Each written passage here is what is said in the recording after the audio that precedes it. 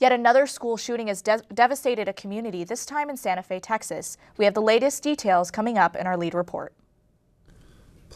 Plus, the NBA Conference Finals kicked off this week, and LeBron and company seem to be in some hot water.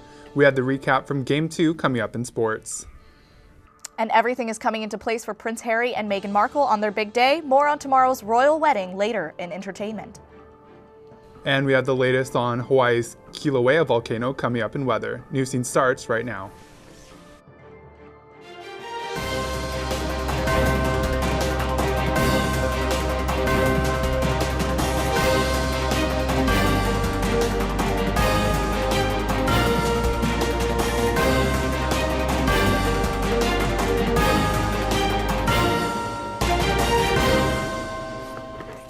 Good evening and welcome to this episode of Newscene. I'm Shaylin Martos. And I'm Adonis Albright. Thanks for joining us.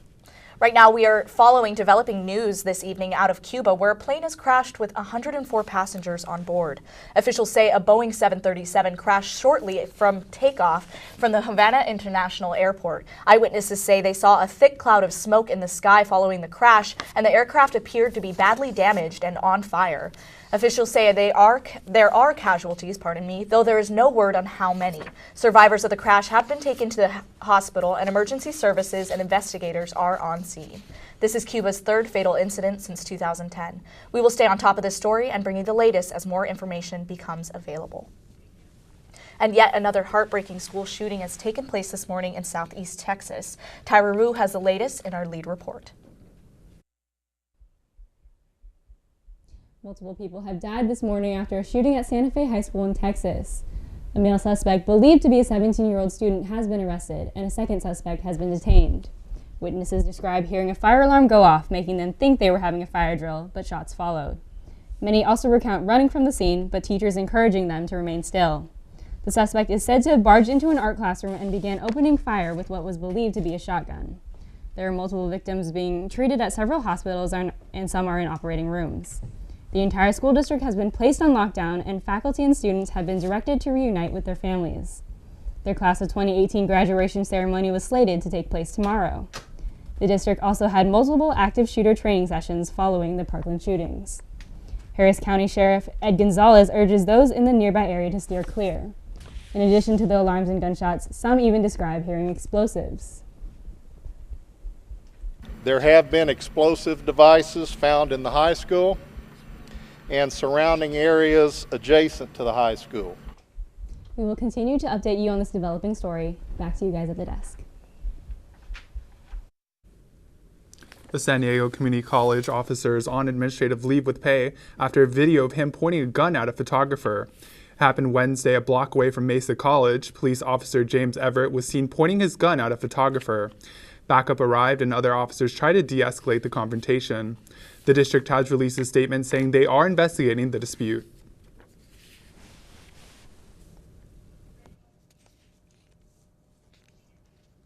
Violence erupts as President Trump officially moves the U.S. Embassy from Tel Aviv to Jerusalem. Alexandra Rangel has more. As the U.S. moved its embassy to Jerusalem on Monday, just 50 miles away, Israeli forces killed dozens of Palestinians who were protesting at the Gaza border. It was one of the deadliest days, as 60 Palestinians died and hundreds were injured. Palestinians have been protesting for 7 weeks now and have been trying to cross into Israel in hopes of reclaiming land that was stolen from them in 1948. The U.S. declaring Jerusalem the capital of Israel has enraged Palestinians as they too claim Jerusalem as their capital. This embassy move comes on the 70th anniversary of Israel becoming a country, a day Palestinians call Nakba, meaning the catastrophe. The United Nations representative for Palestine called this massacre tragic. We demand that this action to be stopped immediately, and we want those responsible to be brought to justice. The U.S. has blamed the bloodshed on Hamas, the extremist Palestinian group. As protests are expected to continue, President Trump extended a hand in friendship. To Israel, the Palestinians, and to all of their neighbors, may there be peace. Alexandra Rangel reporting for Newscene. Following Trump's lead, Guatemala moved their embassy to Jerusalem on Wednesday. Other countries are expected to follow suit in hopes of cementing better relations with the U.S. and Israel. A $50,000 reward is being offered for any information that solves the murder mystery of a former City College student. Newscene's Colton Chavez has more. Andy Moore was a City College student in 2000 when he was found dead in his apartment by his uncle. His friends called me and said, have you heard from Andy lately? And I said no. And they said, well, we're concerned because he doesn't answer his phone. He was murdered on September 9th and his body was found 2 days later. To this day, homicide detectives remain tight-lipped about the case. His uncle went to his apartment when no one could get a hold of him, and he found him deceased. And he called the police. So I went over to his apartment. The key I had would not open the door. I was able to open the window and the curtain, and I opened the curtain and I saw him lying on the bed. Andy was adopted by a Pennsylvania couple in 1974 and moved to San Diego after high school to live with his uncle. During his time in San Diego, Andy held several jobs and planned to major in international business. Everybody just loved him, and when this happened, it just creates a hole, a vacuum that just never ever fills up again. Every year since Andy's death, his parents travel from Pennsylvania to San Diego to renew the Andrew Tanti Moore Scholarship that's set up right here at San Diego City College. To this day, the case of Andy Moore's murder remains unsolved. His parents every year ask for any information that could help bring justice for Andy and closure for his family. No one should think that any piece of information is small. It might be the last piece of a puzzle we're looking to, and it puts other clues into context. The person or persons who did this are still out there, you know. That's what I'm more concerned about, because if the person or persons are caught, then they won't be able to do that to someone else. While the end of this case is unknown, after 18 years, Andy is far from forgotten. I'm sitting here at the table, in our family room, and I'm looking at a picture above our fireplace, and it's everybody in our family, and in the picture we're all sitting out here on the lawn, and I'm holding a picture of Andy. That's not the way a family picture should be. You're supposed to have your family with you, but he'll never be with us again. But in our hearts he's there, and we miss him terribly. Colton, Newscene. If you have any information, officials are urging you to contact SDPD or Crime Stoppers at the number seen on your screen. On Monday, students returned to school learning their classmate was hit and killed by an oncoming vehicle traveling westbound on Mission Street. The driver, who's also a sophomore at Mission Hills, did not suffer serious injuries. The victim is identified as Lauren Wolford, who was preparing to graduate this June. Friends have posted memories about Lauren, calling her an amazing, beautiful, and smart person. California police arrest parents of 10 children for alleged abuse. The police discovered the home after one of the children went missing. Once inside the residence, Fairfax authorities searched and found human feces and urine all over the floor, as well as spoiled food and garbage all over the house. The couple now faces allegations of child neglect, torture, and abuse after the children described wounds, burns, and bruisings that were consistent with BB gun or pellet injuries. A modern visionary is showing off his plans to expand and innovate public transportation as we know it. Matthew Powers has the story. Ask for your support. That would be great. I really appreciate it. Tesla CEO Elon Musk held a public forum to present his plans for his upcoming project to build about 3 miles of tunnels in order to test his 100% electric transit system, which is sparking some worry for residents along the 405. Things that there'll be no street closures. We're not tunneling beneath any homes or businesses. You won't hear us, you won't see us, you won't feel us, you won't even know we even exist. Musk will put in place electric locomotives to remove dirt as the excavating machine digs almost 30 feet underground parallel to the highway. This is a seismic area, so we want to know exactly what the impact would be if people were riding in this thing and there was an incident. What are the plans to get those people out of the equipment, and what are the safety measures in place? Musk postulates that the tunnel will actually be safer than the surface during an earthquake.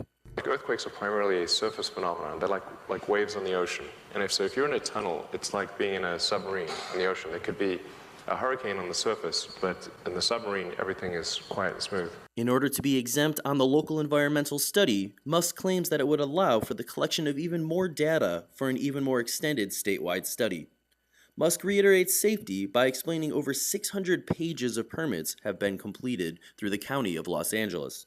Matthew Powers, Newscene. Thanks, Matthew, for that. Tesla CEO Elon Musk says the often proposed solution of driving flying cars would be dangerous, noisy, and impractical. And since he can't go up, he's decided to go and dig down below. We'll have more details on this story as it develops. Plus, many soccer stars will miss the World Cup this year. Find out who and why coming up in sports.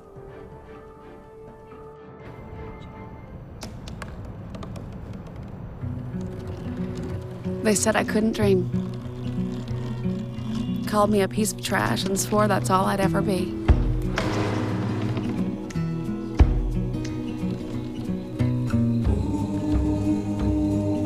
Said a bottle couldn't see the ocean.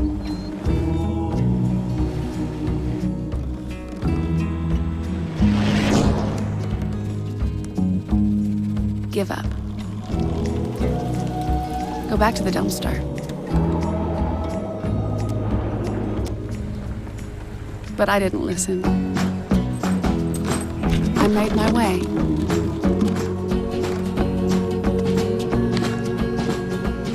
And now, I am what I've always wanted to be.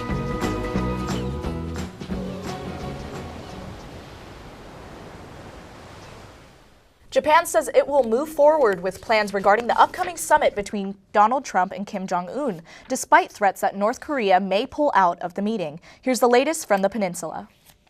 North Korea cast doubt on the upcoming summit between Donald Trump and Kim Jong-un. According to state media, if the U.S. keeps pushing Pyongyang to get rid of its nuclear weapons, it will not move forward with diplomatic dialogue. It also called off high-level talks with its southern neighbor, which had been set up the day before. But weapons aren't the only concern. In an angry statement, North Korea's vice foreign minister singled out National Security Advisor John Bolton, saying, quote, "We do not hide our feelings of repugnance towards him." He also denounced what he called Libya-style denuclearization, where North Korea would hand over its arsenal to the U.S. or other countries. Earlier this week, Secretary of State Mike Pompeo announced the U.S. would lift North Korean sanctions if the isolated nation agreed to get rid of its nuclear weapons. But on Wednesday, North Korea stated it would never give up its nuclear program for trade with the U.S. This comes after the U.S. and Seoul conducted a military drill called Max Thunder, which was immediately met with backlash by Pyongyang. Japan says it will continue to prepare for the upcoming June 12th summit in Singapore, despite the warning from North Korea. The U.S. has since agreed to scale down the joint military drills with South Korea in a surprising concession to the rogue state. However, it's unknown if North Korea will still move forward with canceling the upcoming summit. And Michigan State University reached a $500 million settlement with the sexual abuse victims of former Olympic sports doctor Larry Nassar. $425 million will be paid to more than 300 survivors, and $75 million will be set aside to protect any future victims. Earlier this year, Nassar admitted to abusing more than 300 girls and women for over 2 decades and is currently serving a life sentence. This historic settlement came through the hundreds of victims that stood up to Nassar in court. Among those survivors are Olympic gold medalist Jordan Weaver, Gabby Douglas, and Michaela Maroney. Lawsuits are still pending for the U.S. Olympic Committee and other Olympic coaches. California's Attorney General is suing over pollution flowing out into San Diego beaches. The lawsuit is one of several in the past months as sewage continues to spill from the south of the U.S.-Mexico border into the Tijuana River Valley. For the past 3 years, Imperial Beach has been closed for about 4 months per year because of its pollution. The Surfrider Foundation also announced plans to file a lawsuit within 60 days. The Federal Trade Commission is warning 6 major companies to change their warranty policy. Reports this month state the FTC sent warnings to companies including Microsoft, Sony, and Hyundai, among others, saying their warranty policies violate federal law. The FTC says clauses regarding the removal of stickers on products or repaired by unauthorized services which void the warranty are not allowed. The notice states the companies may be in violation of the FTC Act, as well as the Warranty Act, and now have 30 days to change their policies. A San Diego solar installer is breaking ground in more ways than one. Newscene's own Jack Demikas takes a closer look at what makes this build so unique. We had the opportunity to catch up with Grid Alternatives. They're the only non-profit solar system installer in the United States. They install cost-free solar for low to medium-income families using volunteers and trainees. Their ultimate goal is to give their workers the necessary skills to become installers. My favorite part is when one of my trainees or volunteers finds a job. And she was kind enough to share her favorite story with us. One of our trainees was homeless, and he trained with us, got a job, then he had his own house, and we built on his own house. For-profit solar companies reach out to Grid Alternatives when they're in need of new employees. Daniela told me that they maintain an employee resume database to assist volunteers in finding jobs. These are the hands of a solar system installer.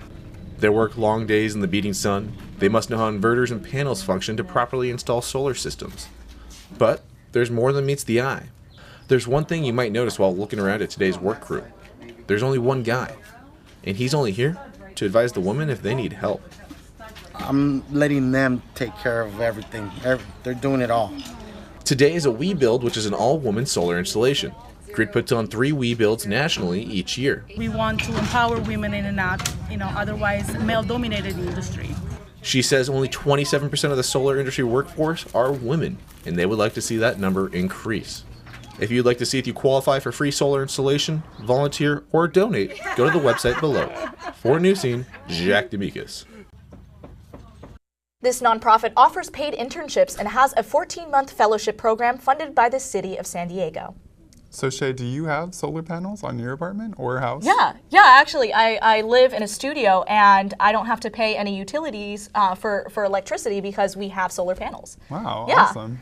So the NBA Conference Finals have favorites the Cavaliers and the Warriors in a tough spot. Here's Juan Gomez, with our sports report. How's it going, Juan? It's going great. This week we had the NBA Conference Finals games and we got you all covered.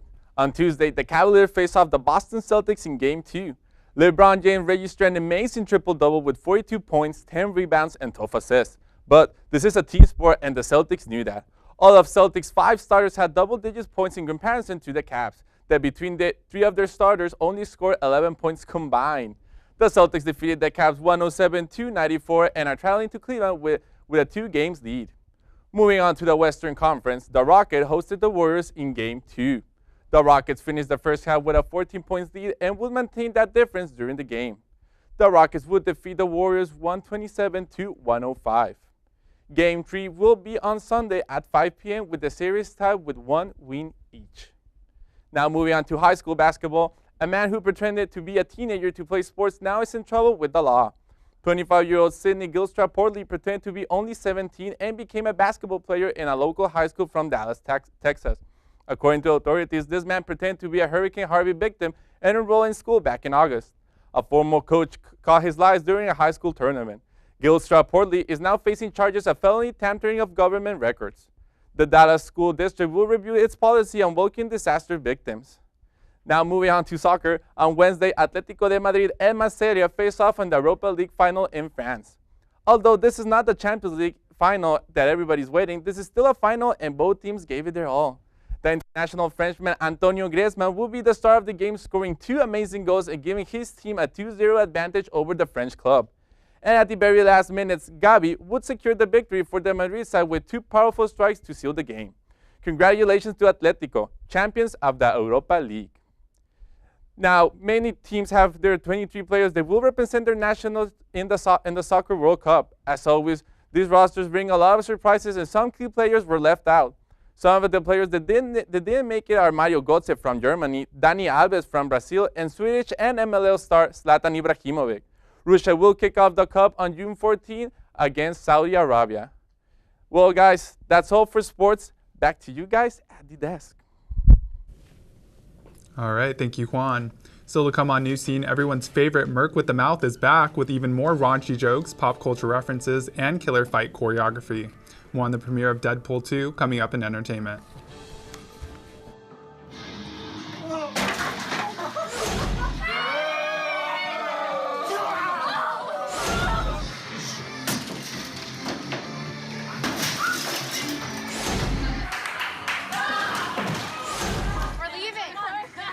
Most party fouls are pretty dumb. But if you decide to drink and drive underage, you could lose your license and your freedom. Underage drinking and driving. The ultimate party foul. OC3. All right, welcome back. Amazon Prime members can expect even more benefits included in their membership. There will now be an additional 10% discount on sale items for shoppers at Whole Foods. Amazon is also continuing to revolutionize the grocery shopping experience as we know it, bringing Amazon Go stores to San Francisco and Chicago. The cashierless stores use cameras and sensors to track customers and inventory. There's currently no launch date, but there are already job listings for store managers on Amazon's website. As the San Diego primary elections draw closer, so do their reminders. The San Diego County Registrar reminded residents on Monday to pre-register for the upcoming election before May 29th. However, some voters that were notified of ongoing registration did not receive their ballots. Many prospective voters can register at sdvote.com for a quick and easy process. But for those without computer access, registration forms can be found at any public library, post office, or DMV.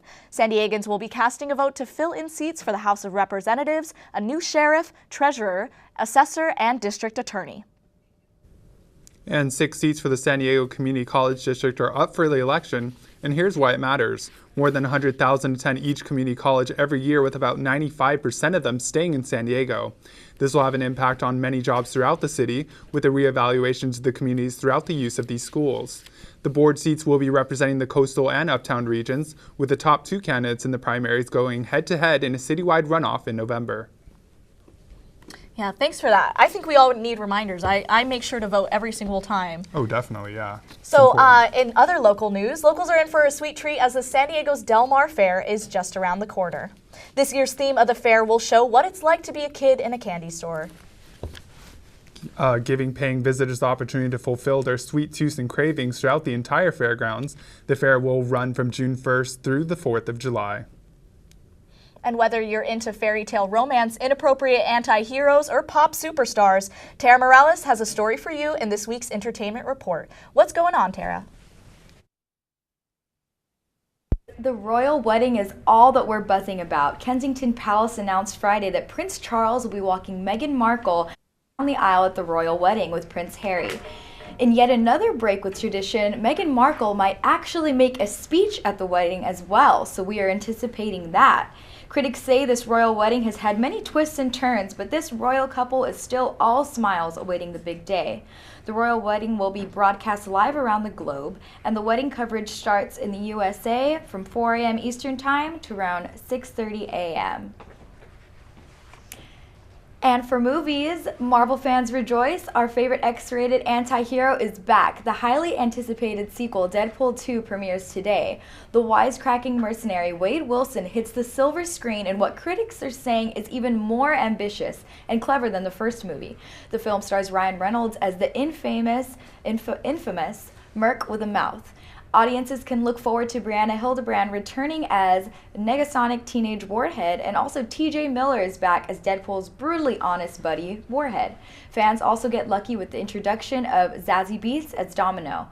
So if you're headed to the theater this weekend, prepare to see Ryan Reynolds breaking the fourth wall, and make sure to stay for the bonus post-credit scene.